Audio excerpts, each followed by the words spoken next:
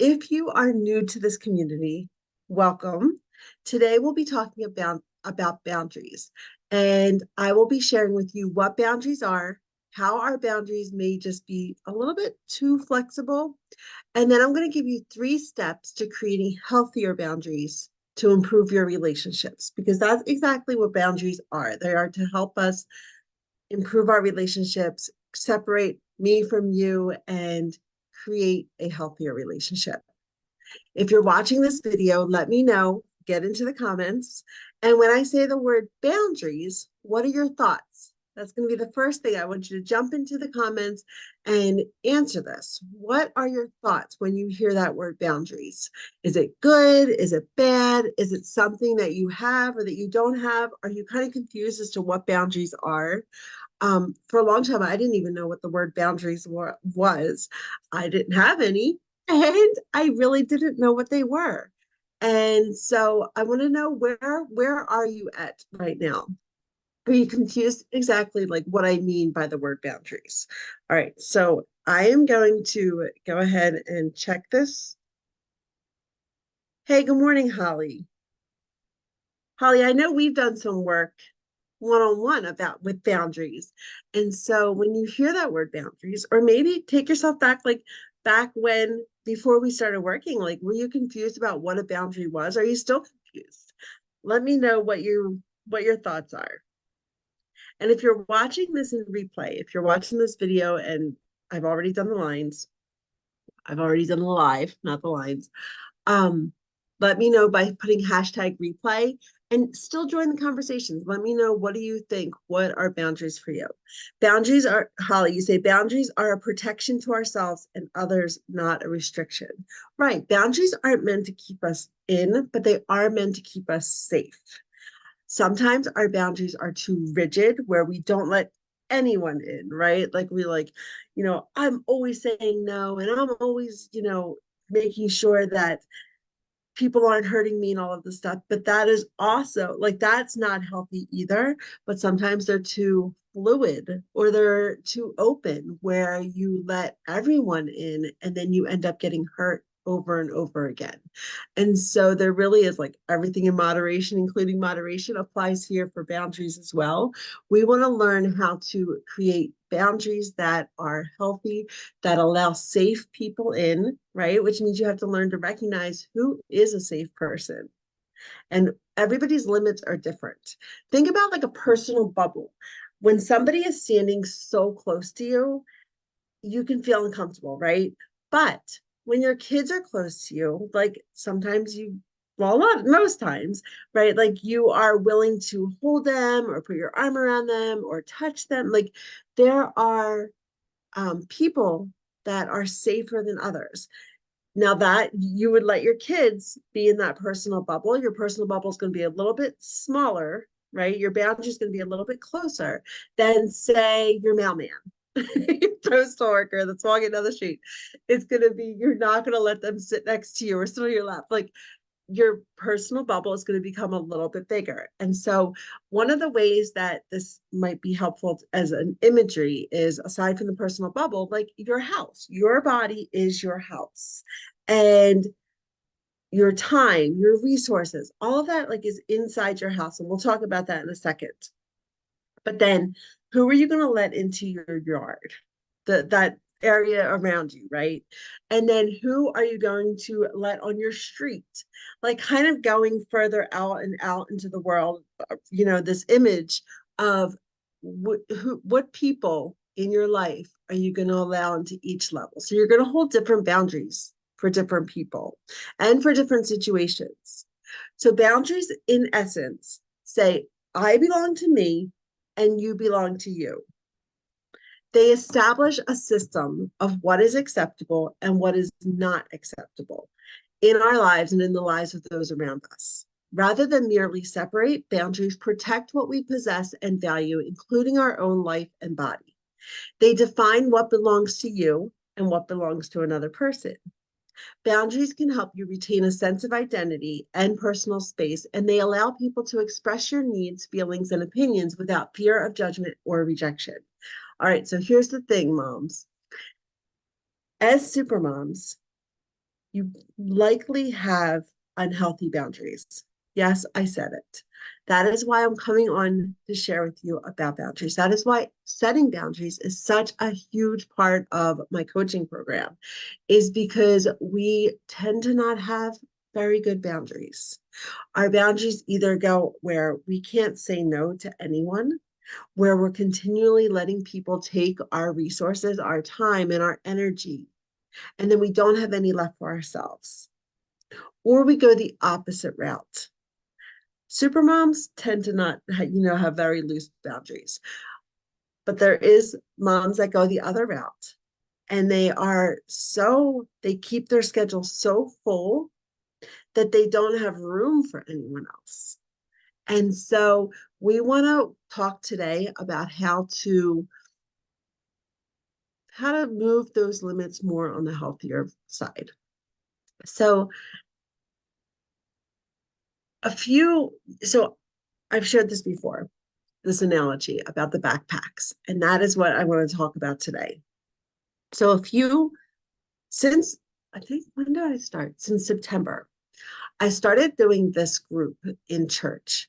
And well, it's not in church, it's affiliated with my church. And it's T groups, which is like this transformation groups, and it's based on John Townsend's um theories or his work. I think he's a psychologist. I know Henry Cloud is a psychologist, and they work a lot together. But it's this process of growth. The whole group is based on T stands for transformation. And we go through these different stages, and sometimes we get stuck in these stages. And our small group is supposed to help us through these stages and just learning how to. So the stages are bonding, boundaries, integration, and adulthood. And like adulthood is like maturity. And we've talked about each of these things. Well, on the month that we talked about boundaries, I the our lead lecturer gave us this analogy of using backpacks. And he brought up this on stage, this huge backpack, like one of those you know, survival backpacks that like hikers use. And he started pulling out things, and he's like, this is your backpack, right? Like what is in our backpack is solely our responsibility. So what is our responsibility, right? Our faith, our health, our happiness, our feelings, our own attitudes, our opinions, our time, the way we respond to others, the way we communicate, what we wear, our values, our preferences, our opinions. Like I think I already said opinions, but all of these things belong to us. Nobody else can hold these things. And so these are the things that we have in our backpack. But too often, right? And let me just say, and everybody else holds those same, this bird, everybody else um, has their own of these things in their own backpack. They are responsible for their own, time and faith and happiness and emotions and body and health and all of that, right? But too often we take on other people's. We take on other people's things, and we stuff them in our backpack, and then we don't have room for our own. So let me give you an example. Growing up, my parents were of one political, what is that called? I shouldn't use this example because I'm just really not into politics. Political party, right? So I just grew up like in that area, like that was what it was. And as I grew up, I registered to vote. I didn't, because I'm not really into politics, I didn't even question. I was like, okay, well, this is what I'm registering as well. And it's funny because when I first president election, just on a side note, the first president election that I ever voted in, I actually went online and took a quiz to see who I should vote for because I'm like, I don't like learning all about this and all this stuff. Anyway, over the years, like I just went with them. I went with that political party because I'm like, I don't really feel like learning about it. I don't have interest. Like I just took on my parents' political. I don't even know if you know what I'm trying to say, let me know. But like their preference. And so it wasn't until I recognized like that I could have my own opinions. This was 10 years into my marriage, mind you, that I started questioning, like, do I really believe this? Like, I had taken on their political preference in my backpack and never questioned if that was really what I wanted in my backpack. So then, once I started realizing I could have my own opinions, I could own my own opinions. I just decided to give that back to them and choose my own, right? And my body, right? Giving that away, like, and recognizing like getting my tattoo was a huge part of that. Like being like, you know what? My body is my body. So, like, I was giving away a lot of the things that I should have been holding. And I've been taking a lot of things from other people, right? So, feeling for a long time that I was responsible for my family's happiness. That was something I was holding in my backpack, and it wasn't leaving any room for my own happiness. And so I needed to recognize that I was holding it, first of all, but that I could give it back, that I can hold other people accountable and give it back to them because it becomes heavy when you're carrying everyone else's things that you were not meant to carry. So another example is, well, another thing that we do is we will take things of our own and try to stuff them into other people's bags, other people's backpacks. For example, saying, I don't have time to eat a healthy lunch. Let's just go with that. I don't have time to make myself lunch because my kids need, I've got to do this and this and this and this, like all of these other commitments that you have.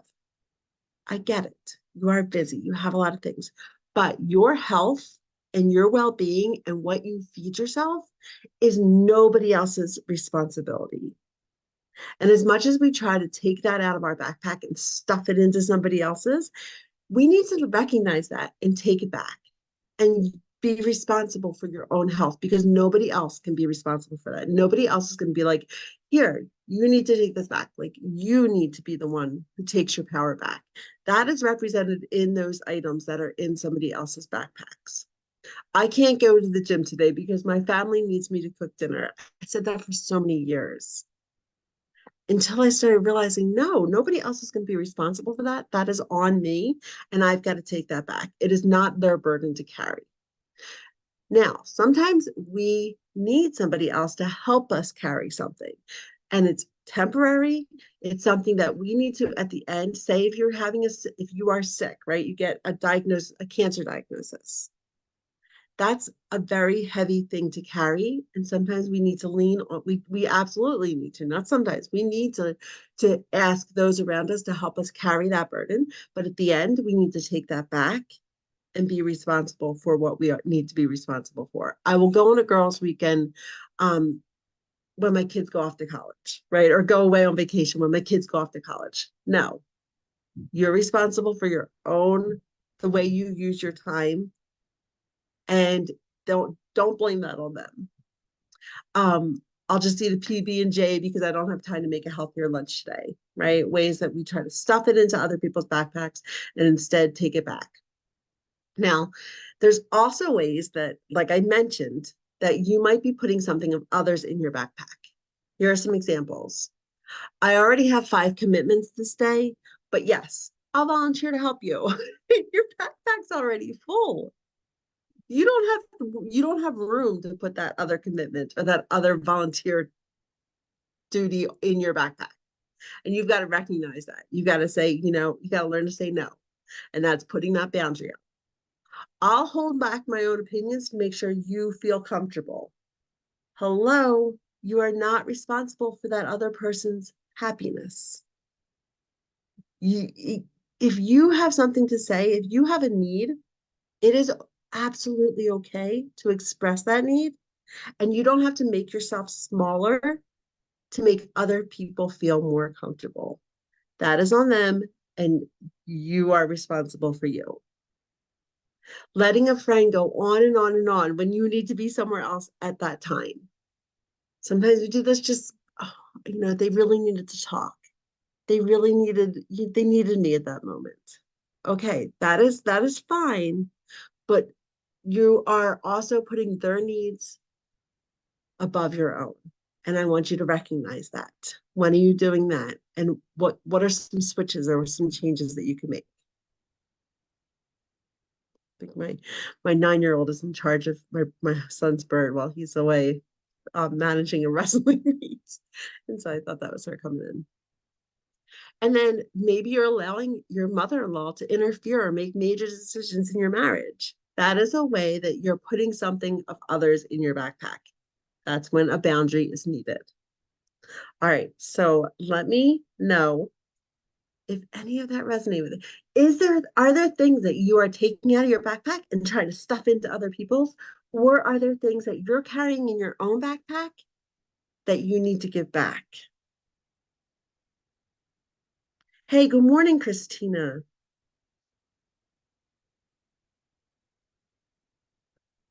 If you have a need, it is okay to express that. So obvious, but a needed reminder. Guilty of putting other needs above my own. Yes. It's one thing to recognize, we're going to go over 3 steps to setting healthier boundaries in a minute, but it's one thing to like, you keep doing it, but that's living on autopilot. Like recognizing, like, am I putting someone else's needs in front of mine or above my own? One of the big things that I created this community was for to help you recognize that you are worthy of having needs. Checking in with yourself and asking yourself, what do I need? What do I need to do today? What do I need to feel? What do I need to think in order to feel that way? And doing those regular check ins is a game changer because we are so tuned into everybody else's needs and too few times tuned into our own needs. And that's how we grow. We grow by tuning into our own needs and seeing what do we need. So 3 steps to setting healthier boundaries. Number 1 is what I just said. Decide that you are worth having boundaries.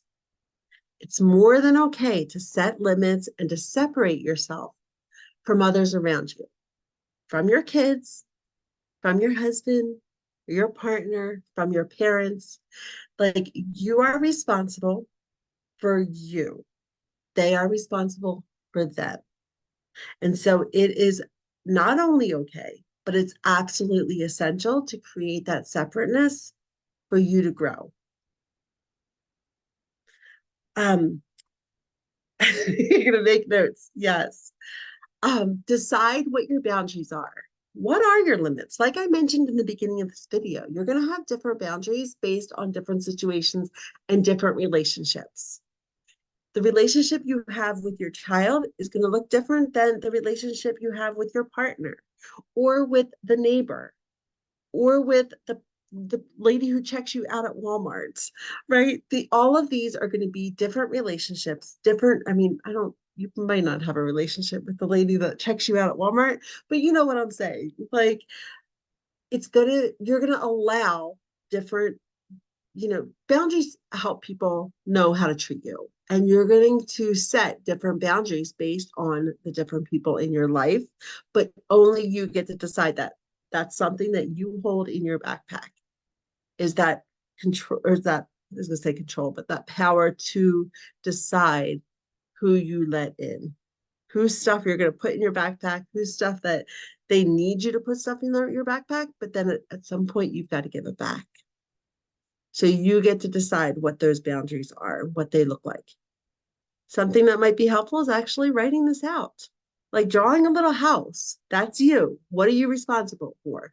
Those things I said, your faith, your body, your opinions, your time, right? All of these things that are in your power. And then who are you going to let into your yard? Who are you going to let into on your street? And using that to help you see, are there people that are not so safe that you're letting into your yard that maybe you need to put on the other side of the fence? Learn, and then finally, learning the skills to be assertive and communicate boundaries effectively. So this is something that in my coaching program, in the Beyond Supermom program, we do this. We talk a lot about boundaries because the Beyond Supermom program is going to help you transform your relationship with your partner by transforming the relationship with yourself. So we hold boundaries, and they are a way to protect our time and our resources, our energy, and all of that. But you also need to honor your own boundaries. And when you do that, when you follow through, when you say, I'm going to do this with my time, and then you actually follow through and honor that commitment that you made to yourself, that is going to build up your ability to be able to hold boundaries with other people. And so when you start working on your relationship with yourself, which is everything that we do, right? All of our challenges, all of our events, all of our casual conversations, it's all about helping you improve that relationship with yourself. You're going to see a transformation in those relationships that you have with other people because you're going to start recognizing that you are worthy of holding boundaries. And I'm going to teach you how to do that, how to use I feel statements to communicate how you feel, how to do those check-ins, how to see what are the thoughts that are fueling your emotions and how can we challenge those thoughts so that they actually start serving you anymore, how to quiet the inner mean girl, those self-doubts, and there's the inner critic that's continually pushing you down. How do you talk to yourself with kindness and with self-compassion, be able to forgive yourself so that you can set boundaries that are going to be benefit your relationships with your partner, with your kids, with the lady at Walmart, right? Like, these are the things that you're going to learn in the coaching program is how to recognize your needs and how to assert and communicate your needs, how to communicate your feelings in a way that's actually productive. So, if you are interested in learning more about the Beyond Supermom program, I invite you to schedule a call. momswithoutcapes.com/beyond. I will throw it in the comments. It'll be in the show notes if you're listening to this podcast. I would love to talk to you more about boundaries and how my program can help you set healthier boundaries so that you are feeling fulfilled, so that you're feeling, because that's what boundaries really do, right? When you're protecting your energy and your time and you're allowing only safe people into your heart, into your yard, or taking only what belongs to you into your backpack, you're going to feel happier. You're going to feel, it's not going to solve all your problems. I promise you that. It's not going to solve all your problems, but it's going to transform your relationship with yourself and with your family. And so schedule a call, momswithoutcapes.com/beyond, and let's talk about it. All right, Holly. Thanks, Holly, for the recommendation. All right, Holly, Christina, good morning, and I hope that you have a great Friday. Anyone else who's watching this or is watching this in replay, let me know what questions you have. Join in the conversation. I want to hear, what are your thoughts about, boundaries before and after you watch this video? And what are some things that you need to take back from other people or that you need to get out of your own backpack?